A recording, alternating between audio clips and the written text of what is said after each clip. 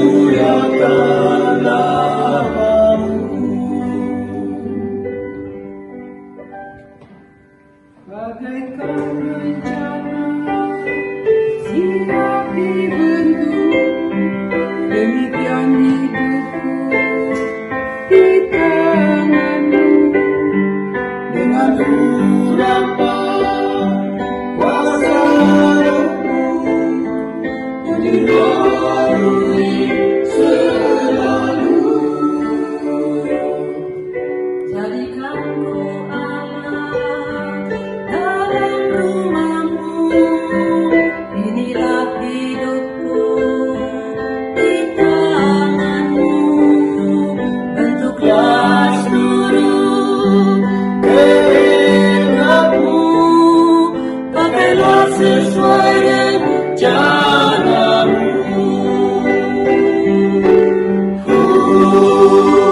Mas dirimu Yesus, disempurnakan selalu dalam segenap jalanku, memuliakan namamu.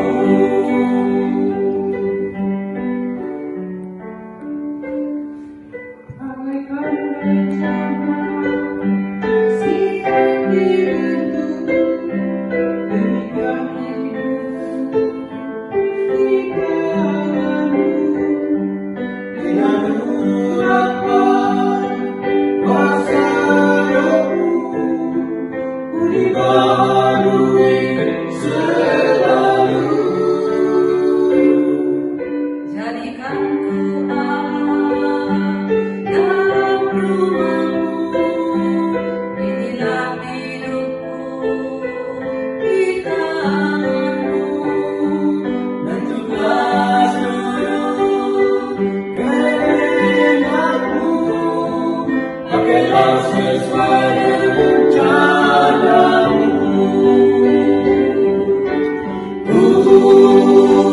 Mas berimu Yesus, disempurnakan selalu dalam segenap jalanku, memuliakan namamu.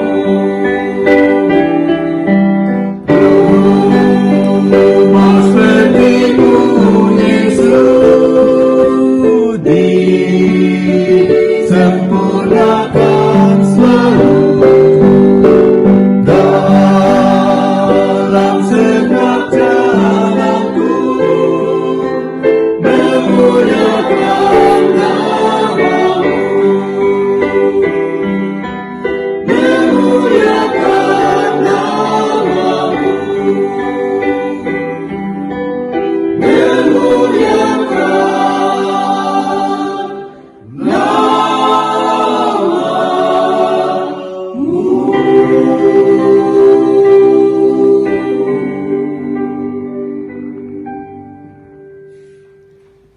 Saudara-saudara kekasih Tuhan, selamat pagi, Shalom.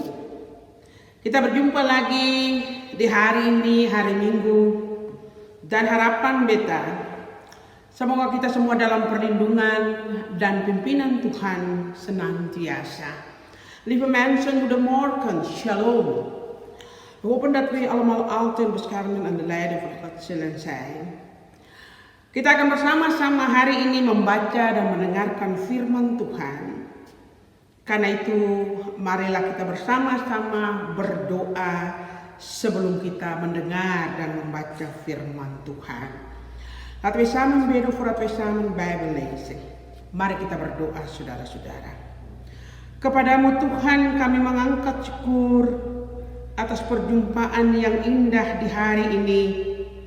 Walaupun bukan secara langsung, tetapi kami percaya Roh Kudus menyatukan kami untuk selalu menikmati kehadiran-Mu, penyertaan-Mu dalam setiap waktu dan masa. Karena itu kami minta hadirlah Tuhan dalam tuntunan kuasa-Mu, agar saat ini kami dapat mendengar, kami dapat mengerti kehendak-Mu, serta dengan sukacita melakukan kehendak-Mu dalam hidup kami setiap hari.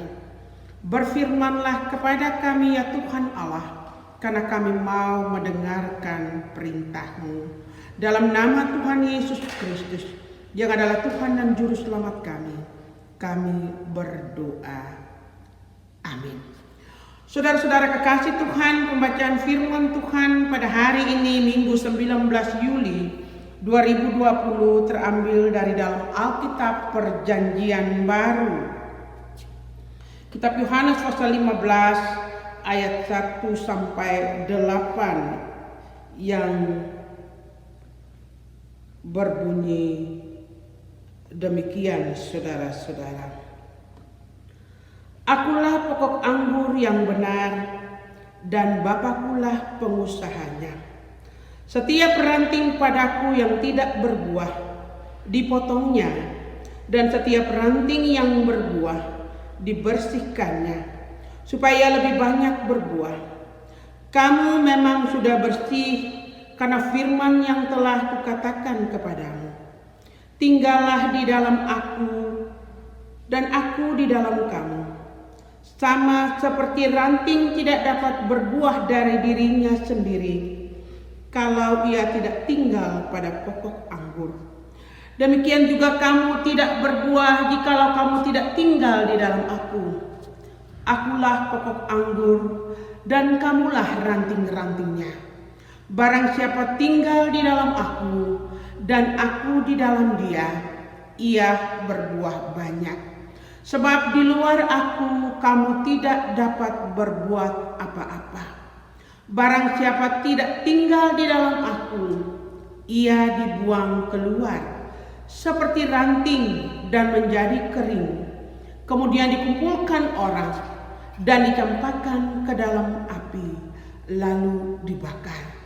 Jikalau kamu tinggal di dalam aku dan firmanku tinggal di dalam kamu, mintalah apa saja yang kamu kehendaki dan kamu akan menerimanya. Dalam hal inilah Bapakku dipermuliakan, yaitu jika kamu berbuah banyak, dan dengan demikian kamu adalah murid-muridku. Demikianlah firman Tuhan, saudara-saudara. Yang berbahagia ialah kita semua yang boleh mendengarkan firman Tuhan ini serta mau memeliharanya dalam hidup kita setiap hari. Haleluya, haleluya, haleluya. Saudara-saudara kekasih Tuhan, hari ini kita kembali dihangatkan dengan firman Tuhan yang begitu indah. Di dalam kitab Perjanjian Lama, Israel disebut sebagai kebun anggur Tuhan. Bahkan Nabi Yehezkel mengumpamakan Israel sebagai pokok anggur. Dat Oude Testament wordt Israël God wijngaard genoemd. Zelfs de profeet Yehezkel presenteerde Israel als wijnstok. Nah saudara, salah satu kemuliaan dari bait suci ialah pokok anggur dari emas di muka tempat suci. Dengan demikian dapat dikatakan bahwa pokok anggur menjadi simbol utama dari bangsa Israel. Namun Israel sebagai pokok anggur gagal menghasilkan buah-buah yang baik. Een van heerlijkheden van de tempel is de gouden wijnstok tegenover het heiligdom. Dus dat kan gezegd worden, wijnstok weer de belangrijk symbool van de volk Israël. Maar Israël heeft als wijnstok geen goede vruchten voortgebracht. Nah saudara, dalam perjanjian baru, kitab Yohanes menggambarkan Yesus menyebut dirinya sebagai pokok anggur yang benar. Dalam bahasa Yunani, aletinos, yang berarti benar, sungguh-sungguh atau asli. Dan Sang Allah Bapa adalah pengusahanya atau pemiliknya. Di sini saudara-saudara, Yesus mau menegaskan bahwa Israel telah gagal menjadi pokok anggur. Dan supaya berhasil, satu-satunya jalan adalah menjadi bagian daripada pokok anggur yang benar itu, atau menjadi ranting-rantingnya, murid-muridnya. In het Nieuwe Testament, het boek van Johannes beschreef, verwijst Jezus naar zichzelf als de ware wijnstok. De Griekse taal aletinos, wat betekent waarlijk, origineel. En God de Vader is de eigenaar. En hier Jezus wil benadrukken dat Israël er niet in geslaagd en wijnstok te worden.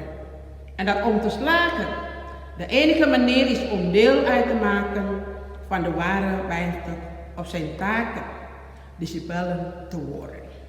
Nah saudara, mari kita lihat ada beberapa hal terkait dengan perikop pembacaan kita. Laten we enkele dingen bekijken die verband houden met onze leespassage. Yang pertama saudara-saudara, menjadi bagian atau ranting daripada pokok anggur yang benar berarti harus berbuah. Kata berbuah disebut sebanyak 8 kali dalam perikop pembacaan kita tadi. Bahwa ada 2 jenis ranting, yaitu ranting yang tidak berbuah dan ranting yang berbuah. Ranting yang tidak berbuah dikatakan akan dipotong dan dibakar. Sedangkan ranting yang berbuah dibersihkan supaya lebih banyak lagi berbuah. Nah saudara, siapakah mereka yang termasuk dalam golongan ranting yang tidak berbuah itu? Yang pertama, mereka adalah kaum Yahudi yang menolak atau tidak menerima Yesus sebagai Tuhan dan Juru Selamat mereka. De eerste en deel of tak zijn van de ware wijnstok betekent vrucht dragen. Het woord vruchtbaar wordt in de passage 8 keer genoemd. Dat er 2 soorten taken zijn die geen vruchtbare taken en vruchtbare taken zijn. En taken die geen vrucht dragen worden gesneden en verbrand. Terwijl taken die vrucht dragen worden schoongemaakt zodat ze meer vrucht dragen. Gemeente Jezus Christus, wie zijn dekenen die zijn opgenomen in de categorie van vruchteloze taken? Ten eerste zijn het de Joden die Jezus verwerpen of niet accepteren als hun Heer en Redder. Yang kedua saudara-saudara, orang Kristen yang semua menerima atau percaya kepada Yesus, tetapi kemudian meninggalkannya karena tidak tahan menghadapi penderitaan atau penganiayaan. Yang ketiga, orang Kristen yang cuma percaya melalui bibir mulut atau kata-kata, tetapi perbuatan mereka jahat. Artinya, kata dan perbuatan tidak sama. Itu adalah mereka-mereka yang termasuk dalam kelompok yang tidak berbuah. Jadi ada 3 hal tadi sudah disebutkan. Ten tweede, christenen die allemaal Jezus accepteren of erin geloven, maar hem dan verlaten, omdat zij niet bestand zijn tegen lijden of vervolgen. Ten derde gemeente, christenen die alleen via de mond of woorden alleen geloven, maar hun daden zijn slecht. Woorden en daden zijn niet hetzelfde. Yang berikut, saudara-saudara kekasih Tuhan, sebaliknya, ranting yang berbuah lebat adalah orang Kristen yang sungguh-sungguh percaya kepada Yesus Kristus sebagai Tuhan dan melakukan perintahnya. Menghasilkan buah atau berbuah berarti orang-orang itu atau kehidupan orang-orang itu mampu melakukan kehendak Allah dalam sikap, tingkah laku, dan perbuatan yang mengikuti apa yang dikatakan oleh Yesus tadi. Integendeel, de vruchtbare taken zijn christenen die echt in Jezus Christus als Heer geloven en zijn geboden doen. Vrucht dragen, of wat vrucht dragen, ons hele leven omvat gedrag en handelingen die God wil volgen. Nah, saudara, hal yang kedua, menjadi bagian atau ranting daripada pokok anggur yang benar, yaitu Yesus, itu berarti harus tinggal di dalamnya. Nah, syarat utama menjadi berbuah adalah tinggal di dalam Yesus. Kata tinggal di dalam perikop pembacaan kita tadi diucapkan sebanyak 7 kali. Hal ini dengan tegas mau bilang bahwa di luar Yesus, orang Kristen tidak akan pernah berbuat apa-apa. Tinggal di dalam Kristus berarti bergaul akrab dengannya, membangun relasi yang baik dengannya. Dan bergaul bukan sekedar bergaul tahu sedikit lalu lebih tahu. Bergaul bukan cuma karena cap Kristen yang kita miliki, tetapi bergaul akrab dengan Yesus berarti membuktikan kedekatan kita, keintiman kita, kemesraan kita dengan Yesus, dengan menjaga relasi kita dengannya dan dengan sesama. Ten tweede, deel uitmaken van op een tak zijn van de ware wijnstok Jezus betekent erin te blijven. De belangrijkste vereiste voor de vruchtbaarheid is in de Christus te blijven. Het woord hier blijven is al 7 keer onthuld. Dit is een duidelijke verklaring dat christenen buiten Jezus geen vrucht zullen dragen. Lieve mensen, in Christus blijven betekent dicht bij God komen en goede relatie met Hem opbouwen. Opzitten is niet alleen een beetje weten, dan alles weten. Opzitten niet alleen vanwege de christelijke zegen, maar dicht bij Jezus komen betekent nabijheid, intimiteit, intiem relatie bewijzen met Jezus door een relatie met Hem te onderhouden. Saudara, selanjutnya kalau kita belajar dari sikap Yesus, bagaimana Yesus menjaga relasinya dengan Allah Bapa. Tiap kali Yesus menarik diri dari keramaian orang banyak, pergi ke sesuatu tempat untuk berdoa. Ketika Yesus merasa tak sanggup meminum cawan penderitaannya, ia bergumul di taman Getsemani dan Allah menguatkan dia, sehingga ia mampu memikul penderitaannya. Nah, saudara, membangun relasi yang baik dengan Allah melalui perjumpaan kita dengannya di dalam doa yang sungguh-sungguh. Doa yang tidak terbatas kepada kata-kata yang banyak. Doa yang tidak terbatas pada kata-kata yang indah. Tetapi sikap kita adalah bukti dari doa yang kita katakan kepada Allah. Yang ketiga, saudara-saudara, menjadi bagian atau ranting daripada pokok anggur yang benar, yaitu Yesus, berarti memuliakan Allah. Tinggal di dalam Yesus dan berbuah merupakan tanda bahwa kita adalah murid-muridnya. Dan ada konsekuensi. Konsekuensi daripada murid itu sendiri adalah menghasilkan buah. Mengapa harus menghasilkan buah? Bahkan Alkitab katakan harus berbuah lebat, karena dia melekat pada pokok anggur, yaitu Yesus. Ranting yang berbuah dibersihkan supaya ia berbuah lebih banyak. Itu pertanda bahwa Menjadi pengikut Yesus harus bertambah-tambah dalam kehidupan sebagai murid. Membuktikan hasil dari tinggal di dalam Yesus yang adalah pokok anggur yang benar. Ten derde, een deel of tekst zijn van de ware wijnstok. Jezus betekent God verheerlijken. In Jezus blijven en vrucht dragen is een teken dat wij zijn discipelen zijn. En de consequentie van de discipel zelf is de vrijheid te produceren. Waarom vrijheid moeten produceren? Zelf vruchtbaar. Omdat het aan de wijnstok vastzit. Vruchtdragende taken worden schoongemaakt, zodat ze meer fruit dragen.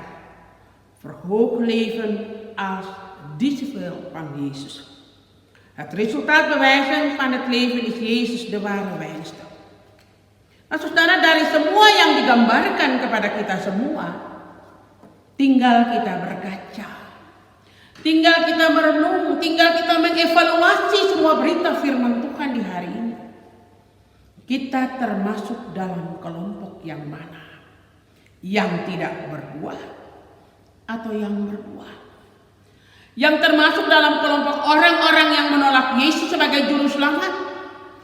Ataukah yang menerima Yesus tetapi kemudian meninggalkan Yesus karena tidak kuat menghadapi tantangan dan ujian? Atau orang-orang Kristen yang percaya lewat kata-kata yang manis? Tapi sebenarnya sikap kita menolak Yesus dalam kata dan perbuatan kita tidak sama.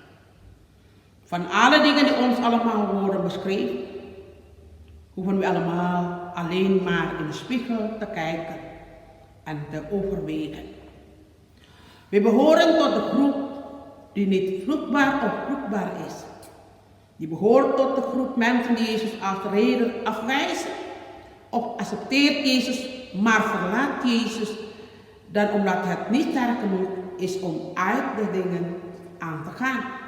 Of christenen die de lieve woorden geloven, maar Jezus eigenlijk verwerpen. En de woorden en daden zijn niet hetzelfde. Tuhan Yesus memberkati kita semua. Amin. Mari kita berdoa, saudara-saudara. Janjimu adalah suluh bagi langkah kami dan terang pada jalan kami. Kami rindu dengan Roh Kudus-Mu. Kami dapat hidup sesuai janjimu dalam firman-Mu, Tuhan.